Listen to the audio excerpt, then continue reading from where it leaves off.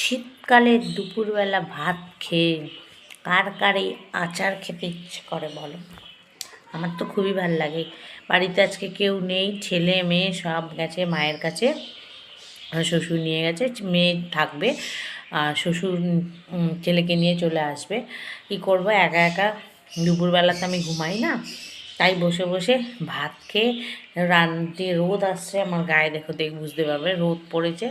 আর আমিও বসে বসে এই যে তোমাদের দেখাই, এই দেখো আচার, আর সাথে আছে তেঁতুলের আচার, আর এইটা হলো ওই কালো বিট নুনগুলো, আর এইটা এমনি সাদা বিট নুন, দুটো দিকে বসে বসে আচার খেতে। আচার নয়, আমড়া মাখা, কামরাঙা মাখা, পেয়ারা মাখা, এগুলো খেতে খুব ভালো লাগে। আর আমাদের আর একটাও মাখা হয়, সেটা যদি কোনো দিন হয় তোমাদের সঙ্গে শেয়ার করব। তা কে কী খেতে ভালোবাসে এরকম শীতকালে খাওয়া দাওয়ার পরে আচার খেতে, আমাকে কমেন্ট করো।